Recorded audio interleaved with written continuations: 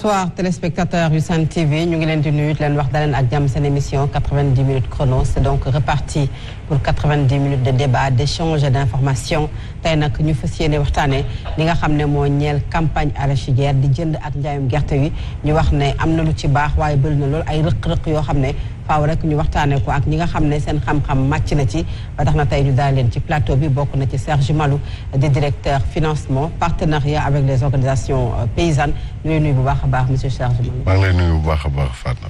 voilà à côté de vous Ibrahima Thiam moom nag moo jiite syndicat bi nga xam ne moom moo boot cultivateur maraîcheur ak éleveur yi nga xamante ne daanaka ñu ngi ci diwaan yi rawatina fa nga xam ne fa la jógee di Kébéwaalo ñu ngi lay nuyu bu baax Ibrahima. ñu ngi lay fay bu baax.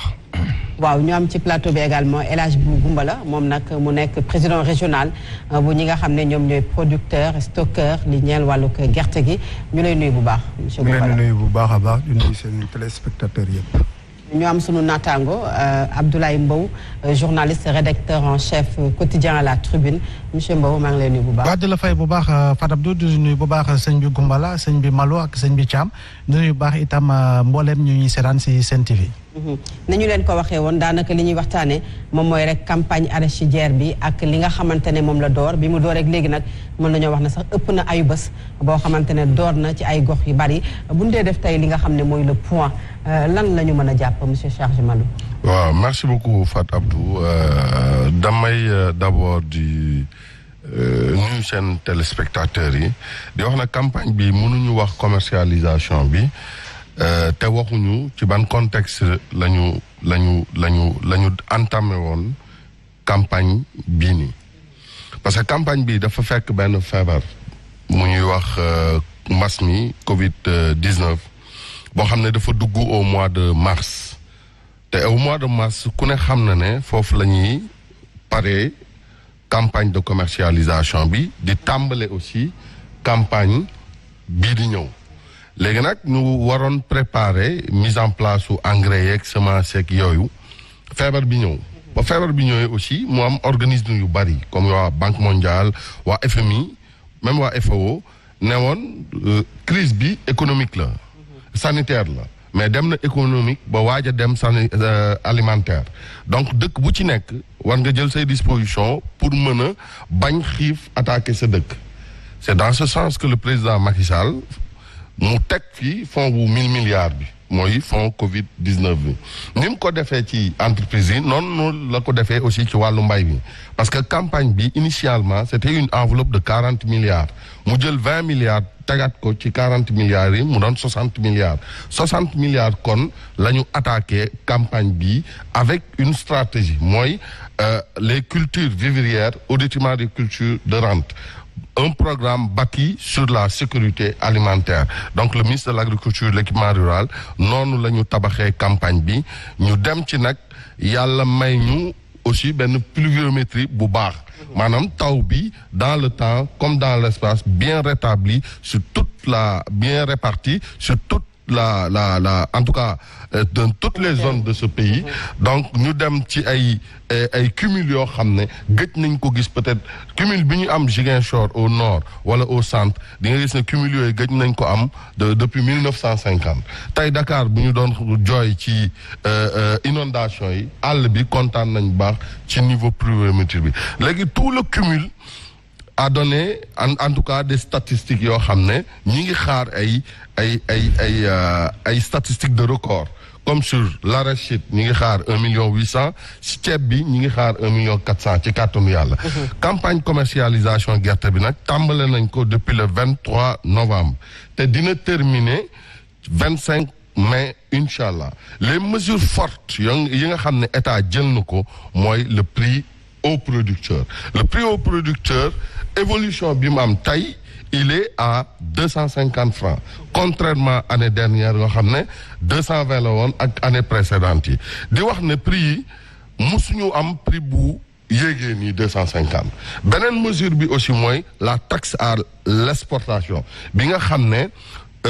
chinois yi nga xam dañ doon jël gerte bi di ko jël dañ ci tegaat benn taxe boo xam ne 40 francs yoo xam ne buñ ko cumuler avec le niveau de production dinañ am à peu près une enveloppe de 12 milliards 12 milliards yoo xam ne dañ koy jël état da koy jël réinjecté waat ko dans le secteur pour la modernisation de l'équipement rural et les semences. xam naa dinañ ci ñëw ci prix boobu nga xam ne daanaka indi na coow ci ñi nga xam ne ñoom ñooy baykat yi alors monsieur Thiam Ibrahima ndax bi campagne bi dooree ak léegi yées na benn ci ay bés am ngeen yéen mbégte ci li nga xam ne noonu lay doxee. waaw asalaamaaleykum ñu ngi nuyu téléspectateurs yi nga xam ne ñu ngi xoolaan seen TV ak képp koo xam ne ci réew mi yaa ngi toog di xoolaan télé bi ñu ngi lay gërëm di la sant di la wax bisimilah di la wax ne man de suma naataango bi toog bi mu waxee ba noppi maa yaakaar ne xanaa dafa nekkul Sénégal ci jafe-jafe bi nga xam ne tey dañ ne 60 milliards dugg na ci mbay mi gerte bi ñu doon jox baykat gën a néew engrais bi ñu doon jox baykat gën a néew waaw 60 milliards yooyu ku ñu daan jox 40 milliards ngay am 40 kilos ñu jox la ñu teg ci 20 milliards ngay am 40 kilos kon 20 milliards yooyu fan la dugg jafe-jafe boobu am ci monde rural bi nga xam ne tey dafa départ ci wax ne corona bi mu dikkee muy jafe-jafe bi nga xam dafa amoon ñun bokkoon nañ ci njëkk a toog di ñaan président mu ubbi dëkk bi xale yi mën a dem ruuji pour ñu mën a bay lu réew mi dundee yàlla dogal na bi ñu ko waxee ministre agriculture booba def na ca la ko war ñu ubbi dëkk bi xale yi mën a dem ruuji bi ñu ruujee ba noppi ñu jox ñu jiwu gerte wi nga xam ne jox nañu ko xëy na sax matut li ñu bëgg gënalu ñu ni mu dikkee mais fekkoon na baykat yi am luñ pare woon ci seen bopp ndax bu ñuy wax tere rek jiwoo tax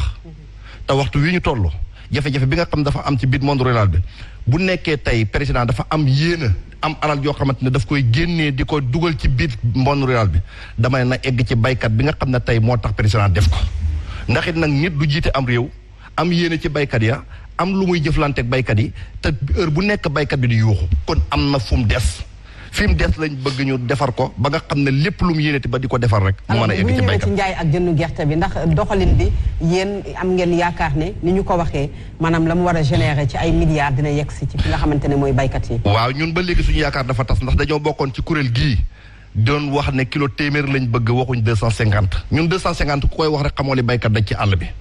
ndax waxtu wi ñu toll kilo 250 bi dama ne état yokkut ko dafa taxaw pour mu yokk wante gerte moo yokk boppam ndax li tax ñuy wax état yokkut ko góorgóorlu na nag ba dem wuti ñoo xam ne dañ jënd ci gerte gi ñooñu biñ dikkee bu doon dañoo baxee ñi nga xam ne ñoom rek ñoo nekkoon ci réew mi dama ne gerte dana 100 francs lay jar wala lu ko xiis kon nag buñ dikkee ñoom ñu bokk bëgg gerte gi kenn ku ci nekk am loo bëgg te gerte gi demeewul ni mu war a demee waxtu wi nga xamante ne tey mu ngi taw ni ma déggee mu wax ci wàllu ndox taxut nawet am dañuy bay mais ndox taxut nawet am te baykat yi seen bopp am na ñoo xamante ne ci seen biit mbay ndox moo leen yàqal sax li ñu am d'accord nañ ne ndox mi du nguur du kenn mbiram yàlla la ñoo ko doon ñaan yàlla jox nañu ko te heure bi ñu ko bëggee wante dafa am loo xamante ne tey ci biir gerte gii ñu ngi toog di ko jiñante dara warlu ko lu mooy ndox mi te waxtu woowu ci la gerte yi yàqu waaye gerte gi meññ na nam war a meññee mais baykat ki nga xam ne demoo ci tool yi xam lan mooy mbay da nga am jafe-jafe ci li ñu récolte ndax tey gerte gi niñ ko séentu woon ak ni mu demee du benn mais baykat yi seen bopp kontaanuñ ci kilo 250 bi gis nañ ne nag état def na effort nit na bu defee effort da nga ko wax jërëjëf état def na effort waaye ñun kontaanuñ ci. ndax bu ngeen sañoon moo ëpp loolu. ndax bu ñu sañoon moo ëpp loolu te li tax ma ne bu ñu sañoon moo ëpp loolu. kilo 310 bi ñuy jaay ak 350 bi nga xam ne ñu ngi koy jaay ñu nar ñu koy xañ loolu moo ñu métti suñuy xol ndax it nag nit ki du toog tey ngay ab opérateur nekk ci dëkk bi. am looy dundee ci dëkk bi am koy dundal dëkk bi muy baykat bi mu dem ci àll bi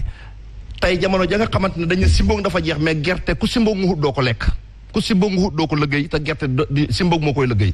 ma dégg genn kilifa guy wax ne simboogu jeex na ci àll bi dama ne moom de bu simboogu jeexee ña koy bayal dootuñ bay alors kon gerte buñ ci tolloo simboog moo koy liggéey te gerte buñ ci tolloo waxtu wi ñu toll mu war a jar 400 francs ñu taxaw ne benn waay toog fële moom tëdd ba loolu jot mu yëkkati xaalisam dem jënd ko xam ci loo xamante ne baykat bi moom ba mu dalee ba mu juddoo ba léegi di bay amul lu ni toll loolu moo indi jafe-jafe ci mbay mi. alors dinañ ci ñëwaat Ibrahima sëñ bi Goumbala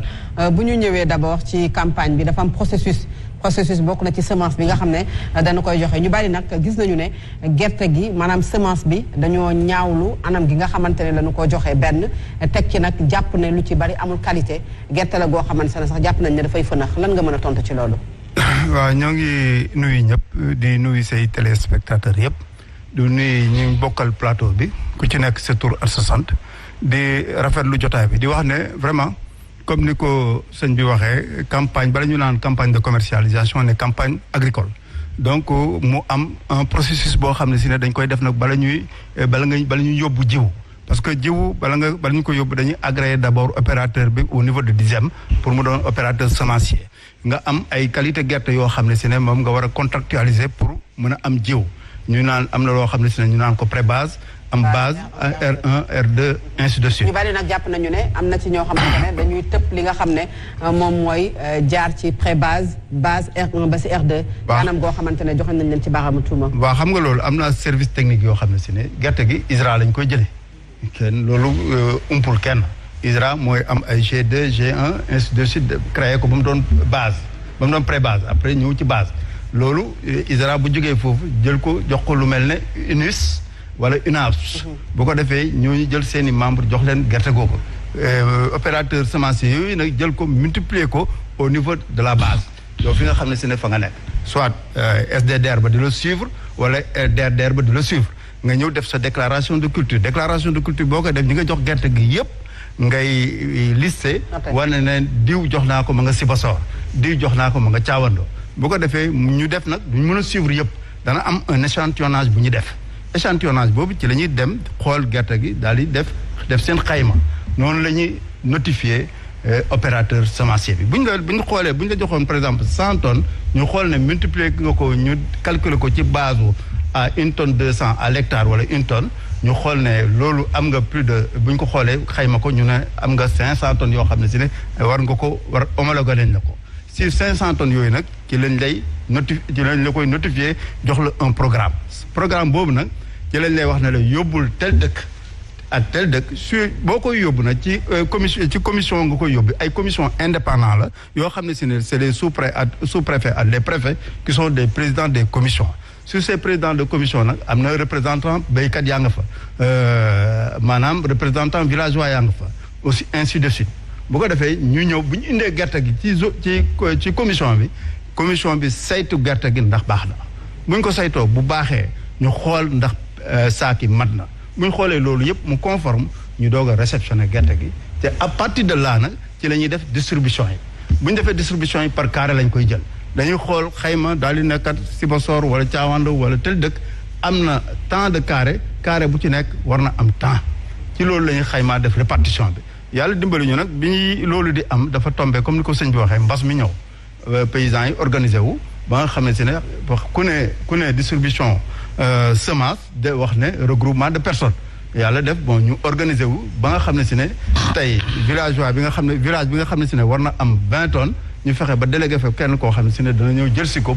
qualité semence bi nga xam ne ñu ngi koy wax. ci semence certifiée bi lan nga ciy tontu. mais qualité la ñuy joxe bu ñu dul woon joxe qualité production record yi ñu am ni duñ ko wax.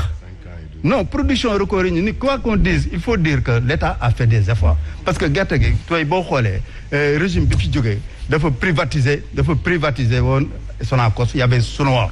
moo fi nekkoon dilapidé complètement circuit industrie bi boo demee au niveau du monde rural nanguwul woon def dara boo demee ci usines yi da nga fekk ne vraiment mu nekk loo xam ne si ne lu doy waar semence bi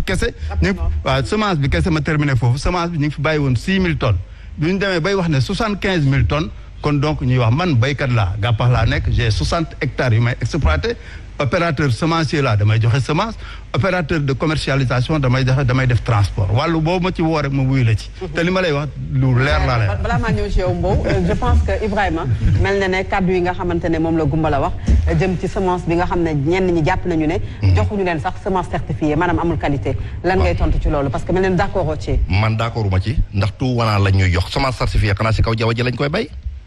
ñëwul ci baykat yi de. ñun dama ne gerte boo koy joxe da nga koy jox ki nga xam ne dafa xam gerte am naa xaalis maa ngi bay taxul nga mën a tànn semence certifiée bu ñu ko wax fi ñu toll nii dama ne amatul wala buy am ci coopérative yi nga koy fekk. ndax lu tax ma ne semence certifiée am man baykat la te goxu baykat ci laa dëkk fi ñu toll nii gerte bi nga xam ne tey tuuwanaa la ñuy jox gerte bi coppang ci grande bu sëng ci essayé maa ngi ci yëngërëng ci gàddarma mu ngi ci law mu ngi ci gajaanga mu ngi ci tiga ñett mu ngi ci kolog mu ngi ci ak fulur 11. dañu koo jaxase daal yooyu yëpp dafay jaxasoo ci biir saako bi ndax buñ ne semence certifiée ISRA bu nekkee dafa nekk di liggéey ban baykat lay bayat ci commune Gent Kay wala ban baykat lay bay ci commune Kër Mandongo wala ban baykat lay bay ci commune Wack Ngouna wala Ngayeen Sabax loolu bu nekkee dafa am ñu jox la jiwu woo xamante ne tout wanaa la ñu taxaw ne semence certifiée la ban semence certifiée moo am ñun boo gisee jafe-jafe bi am ci mbay mi tey nga dem ci tool yi gerte gi yàqu dara warulu ko lu mooy gerte bi nga xam ne tey dafa war a dund 120 jours ak bi nga xam ne dafa war a bind 70 jours ak bi war a dund 90 jours ak bi war a dund 100 jours yooyu nga bolante leen jënd ko teg ko fi ñu dem yëkkati ko jox la ko ne semence certifiée semence bi ñu koy def certifiée dañ daan teg plateau ci seko bi ñu kir bi li gerte gi sotti ko mu def téeméeri doom wala ñaar téeméeri doom ñu teg ko ci biir plateau bi yëngat ko bu ñu ko yëngatee ba noppi xool ñetti doom bu ci bu sa bu ëpp bu dul qualité rek maanaam bu dul grande bouse wala copp bu di grande bouse la ñu gis SMA gis ci copp gis ci law dañ lay dàq. ñu dàq la ba beneen yoon alors Ibrahima dootu semence certifiée. alors kon buñ toogee ci waxtu wii tey opérateur bi taxaw ne man semence certifiée laa joxe nañ ñu wax ban seko lañ yan baykat ñooy jaay ci semence certifiée ñu wax ñu ko ci seko yi ci commune yi. alors est-ce que faussé wuñu départ bi su campagne bi demee ba ñuy toll naan baax na ak baaxul ci li nga xam ne mooy processus bi ñuy wax ne gerte gi am na nañu joxe semence bi ci ñoo xamante ne ñenn ñi jàpp nañ ne amul qualité. waaw damay foofu danga may permettre moo mën a wax ni est-ce que Sénégal gëm nañu ni gerte wurus la. dafa mel ni ba léegi mënuñoo gëm ni gerte wurus la maanaam gerte or la goo xam ne war nañ ko mën a jox valeur goo xam ne Sénégal dina sa mën a jariñu tey ñu ne boo tuddee États-Unis ñu ne la blé boo tuddee yeneen dëkk yi ñu ne la fii cacao wala fii la ñun ñu am li nga xam ne moo di arachide nga xam ne Colombie ñëw na ko fi dugal ñu lancé ay réformes agraires depuis jamono yi Mamadou Dia ba tey ñu ngi si ay parparloo yoo xam ne dañ naan gerte gi lii la gerte gi du lee gerte gi lee ma jàpp ni booy xool système li nga xam ne moo encadré li nga xam ne mooy mbay mi de manière générale laal gerte gi nga xool am nañu fi li nga xam ne moo di département de l' agriculture am nañ fi loo xam ne dañ ko lancé mu di ay PRACAS am nañ fi li nga xam ne moo di ay DRDR yoo xam ne dañuy saytu li nga xam ne moo di jëm si way mbay bi bépp si benn département boo dem am nañ fi li nga xam ne moo di ANCAR am nañ fi li nga xam ne moo di institut national de pédologie boo xam ne dafay saytu suuf si pour xool ndax richesse bi te itam def nañu ay effort yoo xam ne jëm nañu li nga xam ne moo di mbay mi waaye bu ñuy xool dañu naan Sénégal jamono ji ñuy toll def nañu effort dëgg la li Goumbala wax dëgg la li Thiam tam wax mën nañ see ànd parce que itam def nañu effort yoo xam ne jëm na leen nañ ko si mbay mi waaye chaque fois dañu naan ay production record mais production record yooyu noonu est-ce que baykat bi mi ngi siy gis boppam dëgg-dëgg ba war a xam ne lii mu nga xam ne daj na ko si coono def ko si suuf gi mu jural ko gerte ñu daal di jël gerte googu récolté ko ñu daal di koy commencé jaay est-ce que baykat bi ma ngi cee gis boppam parce que itam booy xool baykat bi bu ñu naan vivre de soudure saa su ne kan la ñuy xalaat baykat bi bu ñu naan insécurité alimentaire buy laal daanaka million famille Sénégal yu si bari ay lañu ay baykat lañu donc dañuy jàpp ni dafa am ñoo xam ne dañuy tëdd seen biir kër xaar ba récolte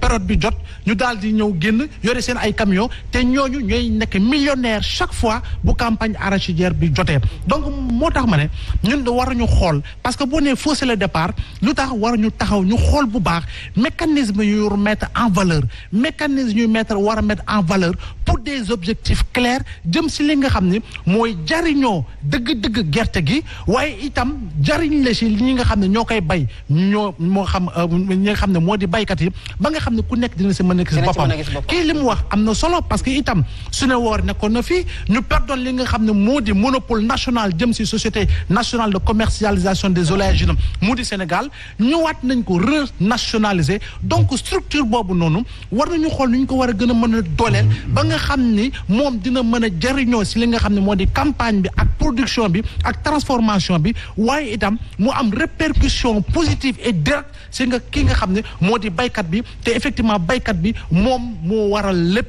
parce que moom itam moo nekk si naaj gu tàng gi moom moo yore ileeram moo yore uwam moo yore tracteur am moo mobiliser njabootam mooy fay ay saisonniers pour dënga maam gerte gi ñu mën a am ay production donte le xam nañu surface emblavée yi depuis 2014 ak 2020 yokk na lu bari parce que fañ doon bay état bi yokk na ko waaye baykat bi tam yokk na ko bu baax am na solo Abdoulaye dañuy dem rek ci li nga xamante ne moom mooy campagne arachidière bi nga xamante ne am na foofu nga xam ne moom mooy Kaffrine door fa waaye nag ay jafe-jafe ñi ngi fa ñoom ñi nga xam ne nag ñoom ñooy baykat yi lañu gis sax jafe-jafe yi dañ ko joxoñ baaraamu tuuma mooy ñi ñu duppee opérateur économique ndax jàpp nañu ne ñoom ñoo nekk seen digg ak nguur te ñoom ñoo leen yombalul lu bari ba tax na Cheikh Tidiane Cissé kenn ci ñoom mi ngi yëkkati kàddu keroog ko ba njiitu gëm sa bopp demee ci diwaan ba ci ab tournée boo xam ne mi ngi ko doon amal ci bassin arachidier dañu koy déglu ci micro bu naan ko Bakayoko.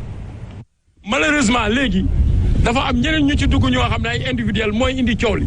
dégg ngeen yaay di wax ne waaye ñu ngi jaay dégg nga maam jiw wi au niveau de nangam dégg nga maam dans les cafés yooyu loolu moo ko indi parce que problème bi mooy ñi nga xam ne dégg nga maam ñoo doon def jiw bi léegi dafa am ñeneen ñu ci dugg ñu koy wax les opérateurs ñooñu c'est des individuels amuñ ay adhérents mënuñ def multiplication de semence dañ leen jox ay notification rek ñu dem dégg nga maam jënd ji ay tout venant poudre ba nawet jot dégg nga maam ñu ñëw jox ko béykat boo demee ci loolu li muy causé mooy. opérateurs yi li ma bëgg a xam mooy opérateurs yi maanaam jiw ci leen di jox baaxul. baaxul du tout parce que problème bi mooy jiw tout venant lay doon boo demee dans les rendements yaa ngi am ay 700 kilos à l'hectare au moment où war nga am 1500 ah 2000 tonnes à l'hectare. yoo xam ne opérateurs yi problème lañ. problème lañ parce que ñoom kenn kese ñu dem dégg nga maam jënd dànku jënd am da laay jënd feneen dajale gerte gi du bokk sax yaa ngi dégg dem Casamance jënd ñëw indi poudre bu notification jotee ñu jox leen dégg nga maam 1000 tonnes ça va poser des difficultés léegi daal lii régler problème bi mooy il faut que ñu gis des gens yoo xam ne ñu am dégg nga maam capacité la pour multiplication de semence ñu jox leen ko di leen di contrôler di leen di surveiller mu am des agents d'encadrement yoo xam ne ñooy dem ci terrain bi di xam au fait évolution dégg nga maam gerte gi nu muy évoluer bu boobaa aussi gerte gi wow dañ koy defal prix bu nga xam ne prix bu baax la ñu koy jënd di ko caster dans les magasins yi nga xam ne Senghor ko fi defoon muy magasin weñ yi seko yi ñu ko fay denc bu boobaa bu ëllëgee si biir bu jiwu jotee dégg nga maam dinañ mën a génne foofu jiwu joxe ko mais loolu moo mun a nekk mais su loolu amul lépp lu ñu jox fii gerte tuba ma ne ren dàq naa ko nga xam ne gerte gu saxe la may indil gerte gu saxe ku nga xam ne ay sax ñoo fi nekk dafa wale opérateur dàq naa opérateur bu nga xam ne dafa ñëw amul kii mallette lay indi pour joxe xaalis boo laajee opérateurs yi dans tout le Sénégal boo leen ne Nganda ñu ne la suu Nganda moom problème la parce que ñun am na ci yoo xam ne duñ ko nangu ñu ngi jaay 300 francs tey on espère avoir plus 250 bi ñu fixé nag non 250 passé nañ ko sëñ bi fi mu nekk nii ñu ngi ci 300 léegi parce que lii problème bi mooy concurrence dafa baax mujj dafa baax ci lu nekk mais ñoom bi ñu fi nekkee li ñu daan layal aflatoxine problème mu dégg nga maam cours mondial beeg yu kenn xamul yooyu lañ ñu daan wax mais yooyu ñun dépassé nañ ko mondial bi fii ngay nekk léegi maa ngi nii doy ko ci. ñan moo ëpp ñi ngeen di jaay chinois yi. chinois yi la ñuy jaay parce que li ñu mënta d'accord mooy huilerie bi nga xam ne dégg nga maam mu ngi fii sur place chinois bi ñëw di jënd dégg nga maam di transporter di teg ci conteneur di fay dégg nga maam ay phytosanitaire ak lépp ay taxes dem di jëndee 300 ba 350 daaw jëndee nañ ba 350 yaa ngi dégg ñooñu nekk fi dégg nga maam mën a jëndee loolu ñu ne huilerie bi mënut a jëndee loolu ci ban base lañ ko teg donc huilerie bi nga xam ne nekk na fii amul transport amul dara ah mais war na mën a jëndee loolu léegi nag ñun mënuñu nekk dégg nga maam des gens yoo xam ne dañuy nekk ñoo xam ne dañuy toog di ñu rendi. alors Cheikh Tidiane Cissé moom mooy secrétaire général ñi nga xam ne ñoom ñooy agriculteur nekk ci bassin arachidier Cheikh Jumalou bu ñu ñëwee ci li mu wax bëri na ay poñ ñëw na ci prix bi ñëw na ci jaay chinois waaye dañuy door ci li nga xamante ne moom mooy qualité semence bi nga xam ne wax na ne lépp la ñuy jaxase di leen ko jaay loolu lan moo ci responsabilité tey ministère de l' agriculture. Fatou Abdou boo bëggee ma wax la dëgg kii li mu wax gëmuma ko. ah oui. li mu wax non seulement gëmuma ko dafa bari ay manipulation wala dafa mel ni dafa bari politique ci biir mbir yi mais li am laa lay wax kii stockeur la gumbala mi kii bu waxee jiw mënees nañ koo déglu parce que opérateur stockeur de semence la Sénégal bii ba koy Macky Sall di jël le capital semencier était à 6000 tonnes wax na ko sànq tey ñun ñoo ko yóbbu 75000 tonnes. mais Serge mënoo xeeb dañuy wax man chiffre laa joxe relance mënoo loo xeeb chiffre yi c'est très important. oui mais baykat bi nga xam ne ña ngi ko fekk ci toolam. waaw mu nekk ci bassin arachidier daanaka moom nga gis ko ak i toolam. muy bay nga bëgg a xeeb ne moom xamul bay ni mu nekkee ñoom dañuy jox da ngay sax jox dëgg ñuy wax ne Sénégal mbay mi dañuy appauvrir paysan. non ngir bëgg a dundal ñi nga xam ne ñoom ñooy opérateur économique bi. man mii di wax ak yow double posture là je suis un des plénipotentiaires du secteur agricole ba pare nekk baykat laa kii li mu wax gëmuma ko depuis 8 ans maa ngi ci secteur bi 6000 tonnes la ñuy jëlee semence le capital semencier yóbbu ko 75000 tonnes tey nii may wax ak yow mënuma la wax jiw semence écrémée am na ba léegi mais semence certifiée ren ñi ngi joxe 70513 semences lañ joxe ci 70000 yi 52000 yëpp semence certifiée la 18000 yi rek ñoo doon semence écrémée mais li chiffre ANSD la léegi nag benn baykat mën na toog ruqam yuuxu di wax ñu war ko mën a gëm. bari dañuy bëgg a bari da ñoom ñuy yuuxu. non du loolu nañuy lire statistique yu ANSD tey semence écrémée le Sénégal mi ngi poussé vers de plus en plus vers des semences certifiées. lu bëri loolu la tey ma jox la benn exemple. tey dañu nekk ci Sénégal boo xam ne mais demoon nañ fi baykat day bay ba pare yor gerteem du am ku ko jënd. dund nañ ko bii Sénégal bii. wala ñu bay ko ba noppi jël ko jox ko fas yi ak mbaam yi ba ancien président le président Abdoulaye Wade lan la fi waxoon nañu bàyyi bay gerte dem bay tabanaani. dund nañ fi période boo xam ne filière bi dafa deewoon. bu ñu joxee baykat yu jiw yi ñu ànd ak opérateurs yi ak baykat yi génnee ko yëpp ko ci ay camions génnee ko territoire sénégalais jaay ko ci sous-région bi état jël fii ay matériel agricole plus de 500 unités matériel agricole ñu yëpp ko ci ay oto génnee ko ci sous-région bi jaay ko mais tey nii may wax ak yow nii bu doon semence yi baaxul depuis 5 ans on bat des records et des contre-records. Macky Sall laata mu fiy ñëw en 2011 la production arachidière était de 400 000 tonnes. ay prévisions ngeen defagum sur les. non mais ma jox la benn affaire d'accord mais daaw lan lañ validé. daaw 1 432 000 tonnes. ci loo xam ne 400 000 tonnes lañ déparé woon. gis nga tey prix bii ñuy wax Fatou Abdou boo bëggee ma wax la dëgg baykat yi mënu am na ci ñoo xam ne mënoo bëgg Dakar bëgg garabu Dakar bi bëgg bant bi bëgg suuf bi bëgg lépp mënta ne. gis nga problème chinois yi ba mu amee en 2014 baykat mënta jaay gerteem prix bi daanu président moo jël avion dem ba Chine négocier accord de partenariat juróomi pays rek ñoo am accord boobu dont le Sénégal juróom ci àddina bi. pour permettre aux Chinois ñu ñëw. pour permettre aux Chinois ñëw dans le marché local jënd ay gerte. ba xañ tey Sonacos gerte. non déedéet xañu leen may ma daane gis nga loolu di dàq ay liggéeykatam. donc état bi libéré au détriment de ses travailleurs. foofu noonu xam nga lan laa lay daaneel. de ses fils. moom mooy gerte bi nga xam ne ñëw chinois yi xam nga lan la permettre dafa permettre baykat yi yor ci GAFAM 111 milliards chiffre ANSD la 111 milliards dugg na ci poosu baykat bi sénégalais duggul ci état baykat yi bu ñu fi nekkul woon dama leen ne marché bi dina inondé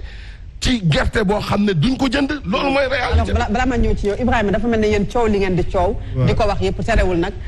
état def na ay effort mais yéen a bëggut a gis yooyu effort ndax chiffres yi nga xam ne wax na ko moom mais également li mu wax ne gerte gi ngeen di jàmbat ne dañu ko certifié wul li ci ëpp dañu ko certifié. waaw xam nga man daal dama yaakaar ne yërmande daal demul ci baykat chiffres yii muy wax moo tardeel réew mi ay mbind yu ñuy teg di ko sukkandiku firiwul gerte moom chiffre du ko liggéey. gerte moom ca waar wa rek kon buñ toogee jafe-jafe am ñu fekk baykat ci toolam ñu ne waxam du dara sa dëgg man ko waxam du dara xaw ma ko dañoo toll ci waxtu woo xam ne opérateur dafa taxaw chinois taxaw ku dul chinois taxaw ñëpp boo ko bëgg gerte waxtu wiñ toll suturaam moo xawee ko bu njëkk dañ noon gerte gi marché mondial di ñu wax lu nekk di ñu ko nëbbu gerte xottu gerte kan moo ko mës a gis Sénégal depuis gerte sosu ba léegi waxtu woowu Sonacos daan jël di ñu not di nal suñuy deret mu wóor na ne baykat bi ñëw bay gerteem ba noppi jaay ko taaraan ko kirbili ko ñëw xanaa bu tipp tegee ci bësul tàggoon na ak yow nga ne ko yenu ko dem sotti ko ci kaw raas ba sotti ko ñëw yën nga sa xottu saako ma doog lay fay bu tuuroo ci raas bi sax ñu attaqué la dooñu la fay jafe-jafe boobu baykat di ko dund ba waxtu yi ñu fekk la sa biir néeg war a mën a jënd sa gerte ñu taxaw di saboté baykat yi man dama sama yaram dafa daw ci 70% cim réew nga leen di xeeb wala nga leen di saboté pour lan nga leen di saboté ndax sabotage rombut baykat bu nekk ci biir toolam liggéey ba nawet bi jeex ñu taxaw naan semence certifiée ñun waxuñ ne semence certifiée amut waaye gerte buñ certifié mu wóor ne comme lañ xamoon ci jamono CEDEAO ñun gisatuñ ko ndax it nag lu tax gisatuñ ko man baykat la man fu ma dëkk dama yaakaar mbay dama xam lan mooy mbay te dama yaakaar mbay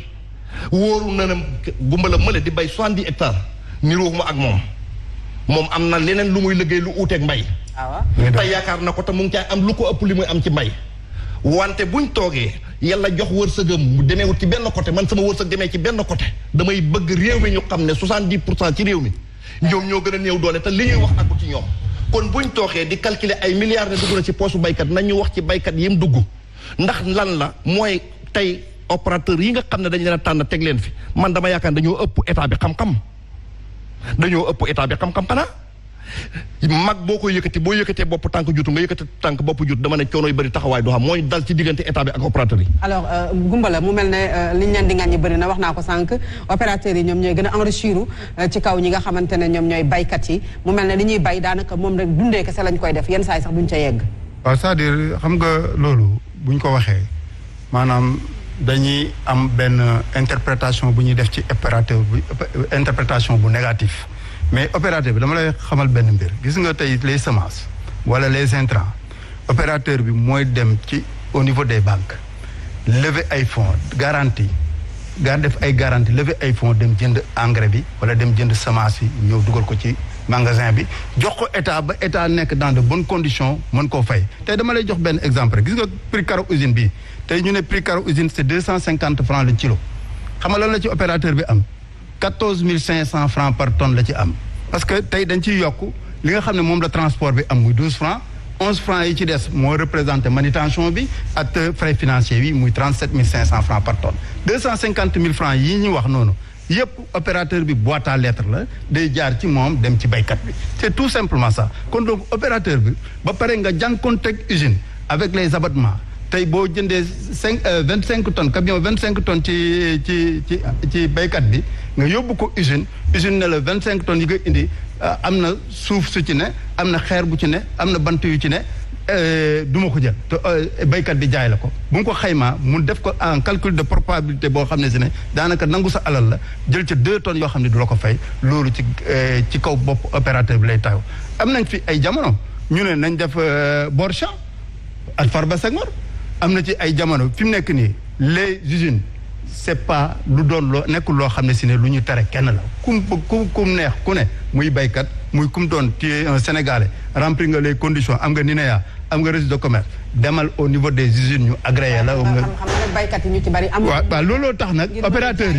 opérateur bi li muy def il faut reconnaître ça tey li nga gis nii ci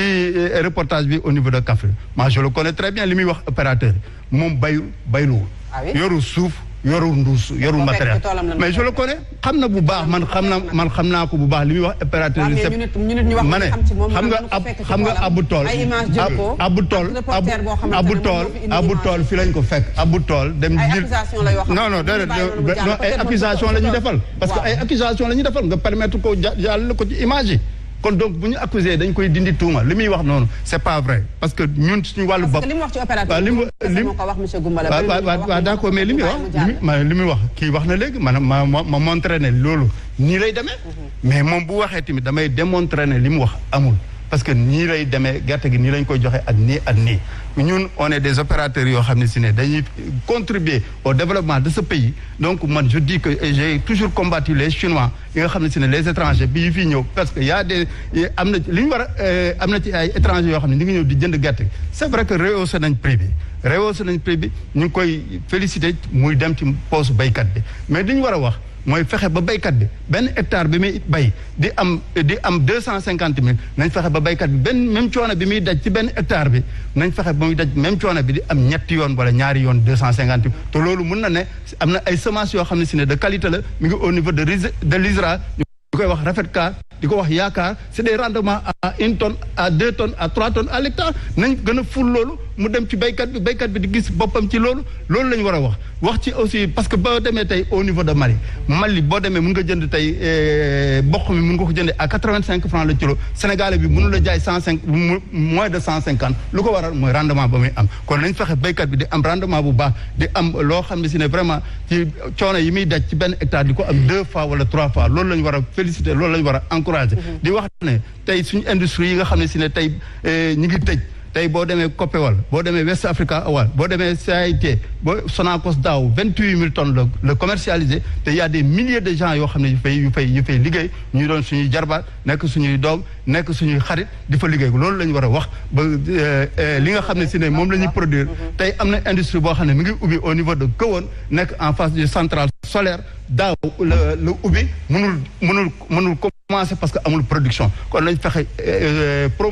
promouvoir suñu industrie yooyu ba nga xam ne si ne vraiment suñuy nos industries locales loolu le président comprendre ba créer agropole bi mu créé nag c'est pour produire localement consommer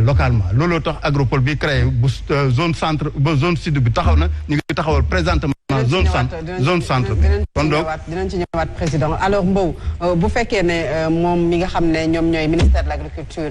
jaaree ko ci le directeur du financement wax na ne ministre bi ci boobu moo ko wax 1,8 million tonnes yi nga xamante ne ñu ngi koy xaar mais est-ce que yooyu mën nañu jàpp ne ay chiffres yu exacts la d'autant plus que superficie yi nga xam ne emballage yi ñu bari xamuñu ko. waaw